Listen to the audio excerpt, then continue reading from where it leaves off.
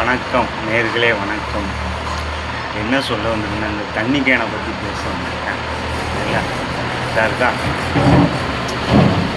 இதுதாங்க இந்த தண்ணி கேனு. சரிங்களா? இந்த தண்ணி கேனை திறப்பது எப்படி லோடோடு இருக்கும்.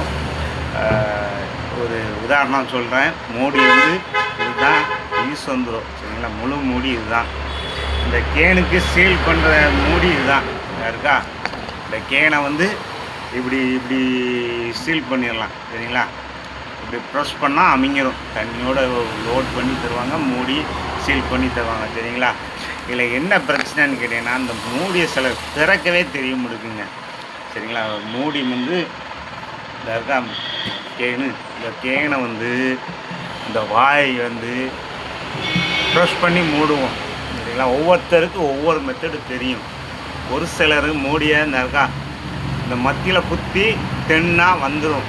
மூடி வேறு ஒரு பிரச்சனையும் கிடையாது. சரிங்களா?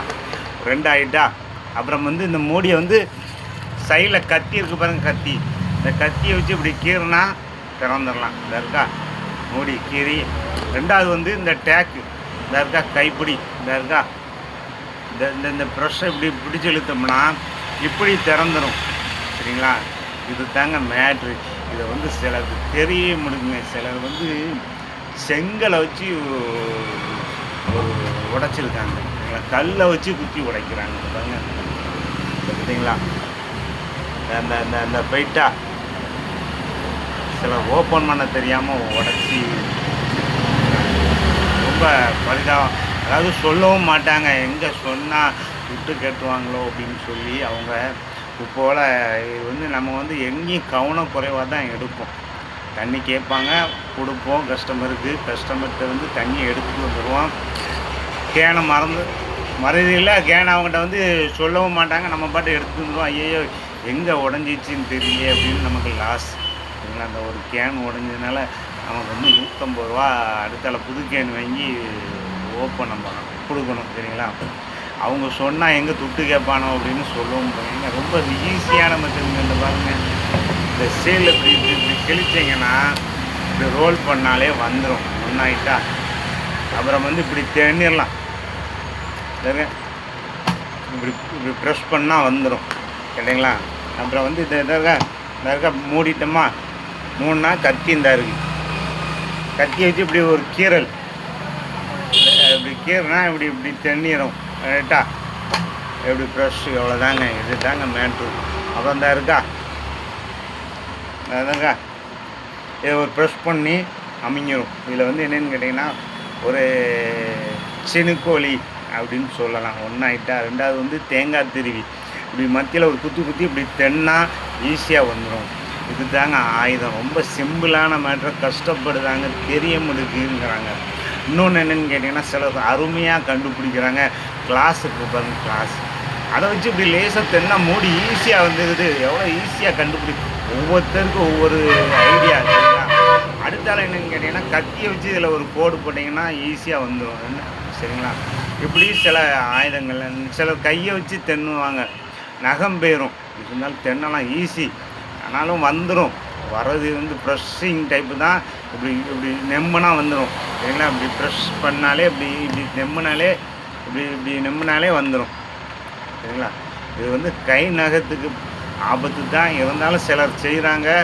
தேங்காய் திருவி ரொம்ப ஈஸி. ஏன்னா இந்த மூடி வந்துடுவதாங்க. இந்த மூடியை வச்சு நம்ம ஒன்றுமே பண்ண போகல, தூர தான், குப்பை தான் போகுது. அதனால் உங்கள் திறமை எப்படி இருக்கோ அதை கடைப்பிடிங்க. கேனை மட்டும் தயவு செய்து யாரும் உடைச்சிடாதீங்க.